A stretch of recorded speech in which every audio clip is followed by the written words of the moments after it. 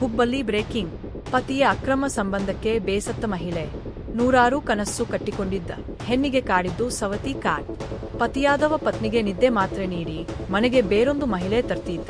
ಮನೆಯಲ್ಲಿದ್ದ ಹೆಂಡತಿಗೆ ನೀಡ್ತಿದ್ದ ದಿನನಿತ್ಯ ಕಿರುಕುಳ. ಹೀಗೊಂದು ಆರೋಪ ಮಾಡ್ತಾ ನಿಂತಿರೋ ಮಹಿಳೆ. ಈಕೆ ಮೂಲತಃ ಹುಬ್ಬಳ್ಳಿಯ ವಿಜಯನಗರ ನಿವಾಸಿ ಕಾಂಚನ್. ಬಿಜಾಪುರ ಮೂಲದ ಮಾಲಿಂಗಪ್ಪ ರ್ಯಾಗಿ ಜೊತೆ ಮದುವೆಯಾಗಿದ್ದ ಕಾಂಚನ್.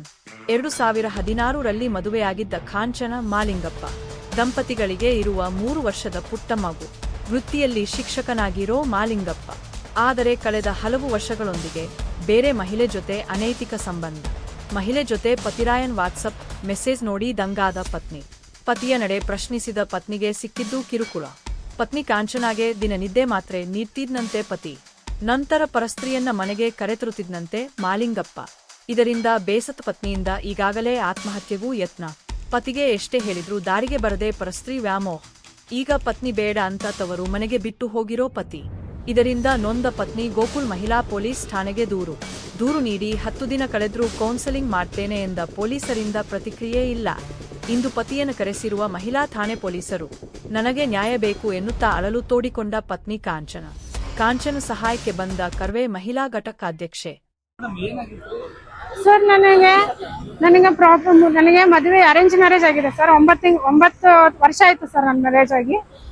ಅವನಿಗೆ 3 ವರ್ಷದಿಂದ ಅನೈತಿಕ ಸಂಬಂಧ ಇದೆ ಸರ್. ಮನೆ ಎದುರುಗಡೆ ಹುಡುಗಿನೇ ಸರ್.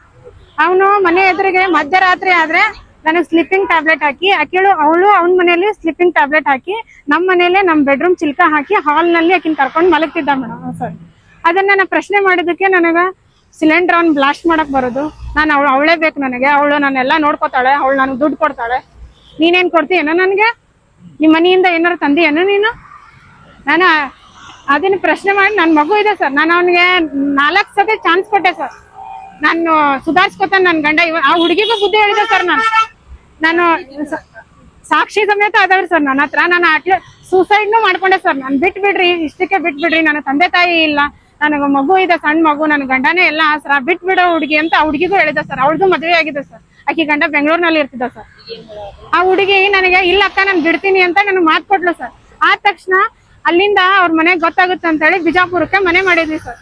ಅಲ್ಲಿನೂ ಅವಳನ್ನ ಓಡಿಸ್ಕೊಂಡ್ ಬಂದ ಸರ್. ಅಲ್ಲಿ ಆ ಹುಡುಗಿ ಪೊಲೀಸ್ ಸ್ಟೇಷನ್ ಅಲ್ಲಿ ಕಂಪ್ಲೇಂಟ್ ಕೊಟ್ಲು ಸರ್. ಕಂಪ್ಲೇಂಟ್ ಕೊಟ್ಟ ತಕ್ಷಣ ನಾನು ಬಿಡ್ತೀನಿ, ನೀನ್ ನನ್ನ ಪರವಾಗಿ ಸಾಕ್ಷಿ ಹೇಳು ಅಂದ ಸರ್. ನಾನು ಅವನ್ಗೆ ಸಾಕ್ಷಿ ಸಮೇತ ಹೇಳಕ್ ಹೋದೆ ಸರ್. ಇಲ್ಲ ರೀ ಅಂತ ಹೇಳಿ ನಾ ಹೇಳಕ್ ಹೋದ್ರು ಅವನ್ನ ಸುಧಾರಿಸ್ತಾನಂತ ಹೇಳಿದೆ ಸರ್. ಈಗ ಮತ್ತೆ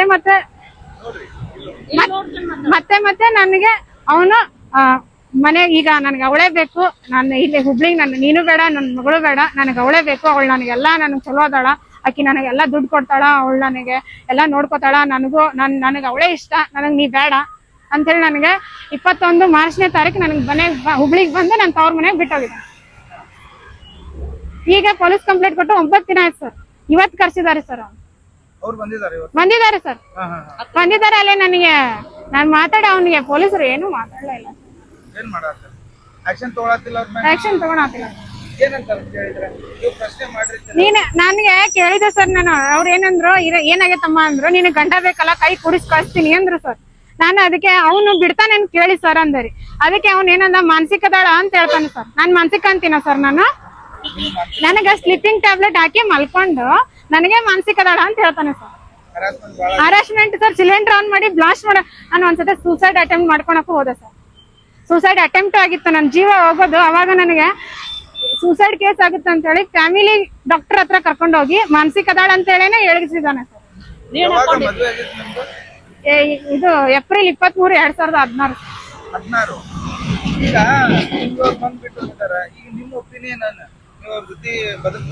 ಸರ್. ಅವ್ನು ಕಾಂಡೋಮ್ ಇಟ್ಕೊಂಡು ಅಡ್ಡಿರ್ತಾನೆ ಸರ್. ಸ್ಕೂಲಲ್ಲಿ ಬ್ಯಾಗ್ ಚೆಕ್ ಮಾಡಿದ್ರೆ ಹೊಡಿತಾನೆ ಸರ್. ಕಿಶೆ ಚೆಕ್ ಮಾಡಿದ್ರೆ ಹೊಡಿತಾನೆ ಸರ್. ನನಗೆ ಕಿಶೆ ಚೆಕ್ ಮಾಡಿ ಫೋನ್ ಮುಟ್ಟಿಸೆ ಕೊಡೋದು ಸರ್. ಫೋನ್ ಲಾಕ್ ಇಟ್ಕೊಂಡಿರ್ತಾನೆ. ಫೋನ್ ಬಾತ್ರೂಮ್ಗೆ ಹೋದ್ರೆ ಹಾಡ್ ಹಚ್ಚೋಗ್ತಾನೆ. ಹಾಡ್ ಕಟ್ ಆದ್ರೆ ಫೋನ್ ಮುಟ್ಟಿಯ ಅಂತ ಹೇಳಿ ಮುಖಕ್ಕೆ ಬಿಸಿನೀರು ಎರಸ್ತಾನೆ ಸರ್. ನಾನು ಬಾತ್ರೂಮ್ ನಲ್ಲೇ ನಿಂತ್ಕೊಂಡು. ನಾವ್ ಬಿಜಾಪುರ್ನಲ್ಲೇ ಇರೋದು ಸರ್. ನನಗೆ ಇಲ್ಲಿ ಬಂದ್ ಬಿಟ್ಟು ಹೋಗಿದ್ದಾನೆ ಸರ್. ನನಗೆ ನೀ ಬೇಡ ಅವಳೇ ಬೇಕು ಅಂತ ಹೇಳಿ. ಅದ ಇಲ್ಲಿಂದ ನಾನು ತವ್ರ ಮನೆ ಸರ್. ಅಣ್ಣನ ಮನೆ ಇರೋದು ವಿಜಯನಗರ ಸರ್. ಇಲ್ಲಿ ಅಕ್ಕನ ಮನೆ ಬಿಟ್ಟು ಹೋಗಿದ್ದಾನೆ ಸರ್. ಅಂದ್ರೆ ನಾನು ಈಗ ಇಲ್ಲಿಂದ ಬಿಟ್ಟು ಹೋಗಿದ್ದಾನೆ ಸರ್. ಅವನು ಡೈರೆಕ್ಟ್ ಆಗಿ ಆಕಿ ಬೆಂಗಳೂರಿಗೆ ಹೋಗಿದ್ದಾನೆ ಸರ್. ಆಕಿ ಅವ್ನ ಗಂಡನ ಮನೇಲಿ ಇದ್ದಾಳೆ. ಅಲ್ಲಿ ಹೋಗಿ ಆಕಿ ಗಂಡನ ಕೈಯಾಗೂ ಸಿಕ್ಕಾಕೊಂಡಿದ್ದಾನೆ ಸರ್. 3 ತಾಸು ಆಕಿನ ಬೆಂಗಳೂರ್ನೆಲ್ಲ ಸುತ್ತಾಡಿಸಿ ಆಮೇಲೆ ಆಕಿ ಜೊತೆ 4 ಅವರ್ ಅವನು ಮಾತಾಡಿದ ಸರ್. ಕಂಪ್ಲೇಂಟ್ ಕೊಡಿ, ನನ್ ಡ್ಯೂಟಿ ಐತಿ, ನಾನು 25 ಲಕ್ಷ ರೂಪಾಯಿ ಸಾಲ ಮಾಡೀನಿ, ನಾ ರಮ ದುಡ್ಯಾಕ್ ಹೋಗ್ತೀನಿ, ಇವ್ನ್ ಕರ್ಕೊಂಡ್ ಮಕ್ಕೋತಾಳ, ಇವನು ಈಕಿನ್ ನನ್ ಮನೆಗ್ ಬಂದ್ ಮಲ್ಕೊಂಡ್ ಹೋಗಿದ್ದಾನೆ, ಇವ್ನ ಬೆಂಗಳೂರ್ನೆಲ್ಲ ಸುತ್ತಾಡ್ಸಿದಾನೆ ಇವನು ಅಂತೇಳಿ ಅವಳು ಹೇಳ್ತಾಳ ಸರ್. ನಿಮ್ಮ ಆಗ್ರಹ ಏನು? ಸರ್ ನನಗೆ ನ್ಯಾಯ ಬೇಕು. ಯಾವ ರೀತಿ ನ್ಯಾಯ ಬೇಕು? ನನಗೆ ನನ್ ಮಗಳಿಗೆ ನ್ಯಾಯ ಬೇಕು, ಅವ್ರಿಗೆ ಶಿಕ್ಷೆ ಆಗ್ಬೇಕು. ಅಂದ್ರೆ ಯಾವ ರೀತಿ? ಅಂದ್ರೆ ಈಗ ಅವ್ರು ನಿಮ್ ಜೊತೆ ಬಂದ್ ಚೆನ್ನಾಗಿ ಬಾಳೆ ಮಾಡ್ಬೇಕು ಅಥವಾ? ಸರ್ ಅವ್ನ ಜೊತೆ ಬಾಳೆ ಮಾಡಕ್ ನನಗೆ ಕೊಲೆ ಬೆದರಿಕೆ ಇಟ್ಟಿದ್ದಾನೆ ಸರ್. ಅವನು ನನಗ್ ಬಿಡುದಿಲ್ಲ ಸರ್. ಅವನು ಅಂದ್ರೆ ಬೇಡ, ನನಗ ಕಾನೂನು ರೀತಿ ಶಿಕ್ಷೆ ಆಗ್ಲಿ. ನನಗೆ ನನ್ ಮಗಳಿದಾಳ್ ಸರ್. ಎಷ್ಟು ವರ್ಷ? 3 ವರ್ಷ ಸರ್. 3 ವರ್ಷ. ನನ್ ಮಗಳಿದಾಳ್ರಿ. ನನ್ ಮಗಳಿಗೆ ನನಗೆ ಏನಾದ್ರು ಜೀವನಕ್ಕೆ ಮಾಡ್ಲಿ ಸರ್. ಶಾಲಾ ಶಿಕ್ಷಕ ಆಗಿ ನಂದು ಜೀವನ ಹಾಳಾದಂಗ್ ಬೇರೆ ಹೆಣ್ಮಕ್ಳು. ಶಾಲಾ ಶಿಕ್ಷಕ ಸರ್ ಅವನು. ಸಿದ್ನಾಥ್ LT ತಾಂಡ ಅಂತೇಳಿ. ಅವ್ರ ಮನೇಲಿ ಅವ್ರ ಅಕ್ಕಂಗಿರ್ಗೆ ಹೇಳಿದ್ರೆ, ಮನೇಲಿ ಕಂಪ್ಲೇಂಟ್ ಮಾಡಿದ್ರೆ ಅವ್ರ ಅಕ್ಕಂಗಿರ್ ಅಂತಾರ ಅವ 10 ಮಂದಿ ಜೊತೆ ಮಕ್ಕೊಂಡ್ ಬರ್ಲಿ, 3 ದಿನ ಬಿಟ್ಟು ಬರ್ಲಿ, ಮನೆಗ್ ಬರ್ತಾನಲ್ಲ.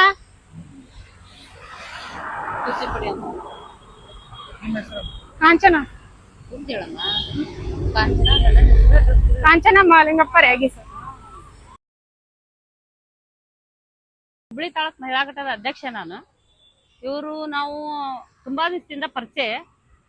ಅವಳು ಪಾಪ 3 ವರ್ಷದಿಂದ ನಮಗ್ ಹೇಳ್ತಾನೆ ಇದ್ದಾಳ, ಅಂಟಿ ನೀವು ರಕ್ಷಣಾ ವೇದಿಕೆ ಒಳಗದ್ರಿ, ನಾನು ಏನಾದ್ರು ಹಿಂಗ ಮಾಡಾತಾರ, ನಮ್ಮ ಮನೆಯವ್ರಿಗೆ ಏನಾದ್ರು ಹೇಳಿ ಮಾತಾಡು ಅಂತ. ನಾವ್ ಒಂದೇ ಸರಿಗ ಕ್ರಮ ತಗೋಬಾರ್ದಲ್ಲ. ಗಂಡ್ಮಕ್ಳ ಅಂದ್ಮೇಲೆ ಇವೆಲ್ಲ ಇದು ಇರೋದ, ಏನ್ ತಿಳ್ಕೊಬೇಡಮ್ಮ, ಇರವ ಸುಧಾರ್ಸ್ತಾನ, ನೀನ ತಿಳಿಸಿ ಹೇಳು ಅಂತ ಹಿಂಗಾಕಿ ಹೇಳ್ಕೊಂಡ್ ಬೇರೆ ಹೇಳ್ಕೊಂಡ ಬಂದಿವ್ರಿ. ಪಾಪ ಆಕಿನ ಇಲ್ಲಿ ಮಟನ ಬಂದಾಳ. ಆದ್ರ ಅವ ಆಗಿದ್ದ ಘಟನೆ ಎಲ್ಲಾ ಹೇಳೋದ್ ಕೇಳಿದ್ರೆ ನಮಗೂ ನೋವು ಅನಿಸ್ತೈತಿ. ಒಂದ್ ಹೆಣ್ಣಿಗೆ ಪಾಪ ಹಿಂಗ ಅನ್ಯಾಯ ಮಾಡ್ಬಾರ್ದು. ಮಾಡ್ಕೊಂಡ್ಮೇಲೆ ಚೆನ್ನಾಗ್ ನೋಡ್ಕೋಬೇಕು, ಇಲ್ಲಾಂದ್ರೆ ಬೇರೆ ಒಂದ್ ಹೆಣ್ಣಿಗೆ ಜೀವನ ಹಾಳು ಮಾಡಕ್ ಹೋಗ್ಬಾರ್ದು. ಇವ್ರು ಶಾಲಿ ಶಿಕ್ಷಕಾಗಿ ಹೆಂಡತಿಗೆ ಹಿಂಗ್ ಮಾಡಿದ್ರೆ ಬೇರೆದವ್ರಿಗೆ ಏನ್ ಪಾಠ ಮಾಡ್ತಾರ್ರಿ ಇವ್ರು? ಏನ್ ಪಾಠ ಮಾಡ್ತಾರ? ಹೋಗಿ ಇದನ್ನ ಪಾಠ ಮಾಡ್ತಾರ ಇವ್ರು? ಈ ಒಂದ್ ಹುಡುಗಿ ಅನೈತಿಕ ಸಂಬಂಧ ಇಟ್ಕೊಂಡಾರಂದ್ರ ಹೆಂಡತಿಗೆ ಗೊತ್ತಾಗಿದ ಮೇಲೆ ಅದನ್ನೆಲ್ಲ ಸರಿ ಮಾಡ್ಕೋಬೇಕಲ್ಲ. ಮುಂದ ಗೊತ್ತಿಲ್ದ ಆಗಿತ್ತು, ಆಗಿ ಹೋಗಿತ್ತು, ಆದ್ಮೇಲೆ ಸರಿ ಮಾಡ್ಕೋಬೇಕು, ಬಿಡ್ಬೇಕು. ಹೆಂಡತಿ ಏನಾಗಲ್ರಿ, ಮಾನಸಿಕದಾಳ ಇವಳು. ಬಂಗಾರದಂತ ಮಗು ನೋಡಿದ್ರೆ ಕಣ್ಣಿ ನೀರ್ ಬರ್ತಾವ, ಅಷ್ಟು ಚಂದ ಮಗು ಐತ್ರಿ. ಹೆಂಡತಿ ಚಂದ ಬಿಟ್ಟು ಬೇರೆದವ್ರ ಜೊತೆ ಇವ್ರು ಮಾಡಕ್ ತಪ್ಪಲ್ವಾ? ಅದನ್ನ ನಾವು ಮಾತಾಡ್ಬೇಕಂತ ಅವ್ರಿಗೆ ಭೇಟಿ ಆಗ್ಬೇಕಂತಂದ್ರೆ ನನಗಂತ್ರ ಅವ್ರು ಭೇಟಿ ಆಗಿಲ್ರಿ. ಈಗ ಇವ್ರು ಬಂದ್ ಭೇಟಿ ಆಗಿ ಬಂದಿಂದ ನಾ ಕಂಪ್ಲೇಂಟ್ ಕೊಡ್ತೀನಿ ಇಲ್ಲೊಂದು. ಎಲ್ಲ ಹೇಳ್ರಿ ಪೊಲಿಟಿಷಿಯನ್ ಮೇಳಾಗ ಪೊಲಿಟಿಷಿಯನ್ಗೆ ಅವ್ರು ಕರೆಸ್ತಾನೆ ಅಂತ 10 ಕಂಪ್ಲೇಂಟ್ ಇನ್ನು FR ಆಗಿಲ್ರಿ. ಹಂಗ ಕರೆದು ಕೌನ್ಸಿಲಿಂಗ್ ಮಾಡ್ತೇನೆ ಅಂದ್ರ ಅವ್ರು. ಕರೆದು ಕೌನ್ಸಿಲಿಂಗ್ ಮಾಡ್ತೇನೆ ಅಂದಿದ್ದಕ್ಕ 10 ದಿವಸ ಆತು ಡಿಲೇ ಮಾಡಿದ್ರು. ಮಾಡಿದ್ ಇವ್ರಿ, ನೀವ್ ಹೋಗಿ ಬಾ ಅಮ್ಮ ಅಂತ ನಾನ್ ಹೇಳಿದ್ದೆ. ಅಂಟಿ ಅವ್ರು ಕರ್ದ್ರನವ ಅಂದೆ, ಇಲ್ಲ ಅಂದ್ರು. ಅವ್ರ ಅಣ್ಣಗ ಒಂದ್ಸಲ ಕಳ್ಸಿಬಿಟ್ಟನ್ರಿ, ಇವ್ರಿಗೆ ಒಂದ್ಸಲ ಕಳ್ಸಿಬಿಟ್ಟನಿ. ಇಲ್ಲ ಬಂದಿಲ್ಲ ಬರ್ತಾನೆ, ನಮ್ ಶುಗರ್ ಜಾಸ್ತಿ ಆಗೈತಿ, BP ಜಾಸ್ತಿ ಆಗೈತಿ ಅಂತ ಪೊಲೀಸರು ಹೇಳ್ತಾರ. ಇವ್ರೇ ಹಿಂಗಂದ್ರ ಮತ್ತೆ ಎಲ್ಲಿ ಹೋಗಿ ಕೇಳ್ಬೇಕು ನ್ಯಾಯ? ಹೆಣ್ಮಕ್ಳು ಮಹಿಳಾ ಪೊಲಿಟಿಷಿಯನ್ಯಾಗ ಹಿಂಗಾಗ್ಬಿಟ್ರೆ ಮತ್ ಮುಂದೆ ಹೆಣ್ಮಕ್ಳು ಏನ್ ಮಾಡ್ತಾರೆ? ಇಲ್ಲ ಕಂಪ್ಲೇಂಟ್ ತಗೊಂಡಿಲ್ಲ ಅಂದಿಲ್ಲ, ಬರ್ಸ್ಕೊಂಡಾರ. ಬರ್ಸ್ಕೊಂಡ್ರ ಕೌನ್ಸಿಲಿಂಗ್ ಮಾಡ್ತೀವಿ ಅಮ್ಮ ಕರೆದು, ಆಮೇಲೆ ಮಾತಾಡ್ತೀವಿ ಮುಂದಿಂದು ಅಂದ್ರು. ಅವ್ನ್ ಕರ್ಸಕ 10 ದಿನ ಟೈಮ್ ತಗೊಂಡ್ರಲ್ಲ. ನಿರ್ಲಕ್ಷ್ಯ ಪೊಲೀಸರ ನಿರ್ಲಕ್ಷ್ಯ. ಮತ್ತೆ ಆಕ್ಷನ್ ತಗೋಬೇಕಲ್ವಾ? ಏನಾದ್ರೂ ಅಕಸ್ಮಾತ್ ಮನ್ಸಿಗೆ ನೋವು ಮಾಡ್ಕೊಂಡು ಏನಾದ್ರು ಮಾಡ್ಬಿಟ್ರೆ ಆ ಪಾಪಗ್ ಯಾರ್ ಗತಿ?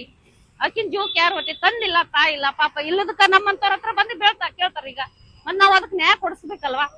ನಾವ್ ಒಂದ್ ಇದ್ರೊಳಗ ಅದೀವಿ ಅಂದ್ಮೇಲೆ ಮತ್ತೆ ಅವ್ರಿಗೆ ಇದು ಮಾಡ್ಬೇಕಲ್ಲ ನಾವು. ಅದಕ್ಕೆ ಇವತ್ ಒಂದನ್ ಸರ್ ಅವ್ರು ಇವ್ರ ಯಜಮಾನ ಅವ್ರು ಏನ್ ಹೇಳಿಲ್ಲ ಅಂತ್ರಿ. ಒಳಗ್ ಹೋಗಿ ನಾನು ಇನ್ನು ಬಂದಿದ್ದಿಲ್ರಿ. ನಮ್ಮ ಜೀವನ ಮಾಡ್ತೇನಮ್ಮ ಅಂದ್ರಿ. ಅವ್ನ್ ಕೇಳ್ರಿ, ಅವನೆಲ್ಲ ತಪ್ಪು ಸರಿ ಮಾಡ್ಕೊತಾನೇನು, ಜೀವನ ಮಾಡ್ತೀನಿ ನಾನು ಅಂದ್ರಿ.